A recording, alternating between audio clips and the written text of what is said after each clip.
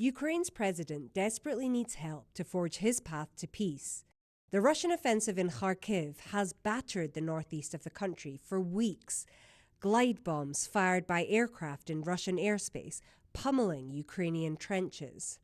The US is helping Kyiv fight back with advanced weaponry, but it's concerned about escalation and has restricted their use to targets inside Ukraine. President Zelensky complains his hands are tied. Pressure on Washington has been building. Finally, in a meeting with US Secretary of Defense Lloyd Austin, a change in policy was made official. But Zelensky told the BBC it's still insufficient. Is this enough? No. I've mentioned an example before. The airfields from which Russia bombs Ukraine, knowing that Ukraine won't bomb them in response. We don't have the systems to do so. Could Asia provide what he needs? He was hoping to drum up support by making an unscheduled visit to the Shangri-La Dialogue in Singapore, Asia's premier defense summit. South Korea and Japan are big arms and hardware manufacturers after all.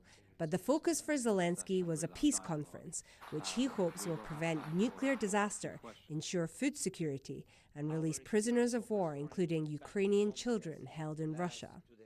He says 106 countries have already signed up.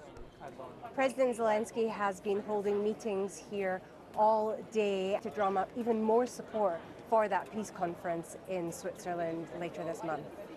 His departure was far more muted than his arrival when delegates packed the lobby and balconies for more than an hour. Some compared it to Taylor Swift's recent visit. That did overshadow the issues in Asia. Many countries are worried that China's increasingly aggressive behavior is destabilizing the region. Beijing is a concern for Zelensky too. He said there were elements of Russia's weaponry that come from China and has accused it of prolonging the war by supporting Russia. In a morning speech which was eclipsed by excitement for Zelensky's address, China's defense chief denied taking sides. Asked if he had met Dong Jun here, Zelensky said no and accused Beijing of undermining his peace conference. This is very unfortunate that such a big, independent, powerful country as China is an instrument in the hands of Putin. Zelensky was the man of the moment amidst a sea of security dilemmas in the Indo-Pacific. It's the latest diplomatic push for a leader who's become accustomed to begging the world for help. Now he returns home to the war, and a peace conference he hopes can break the deadlock on his terms.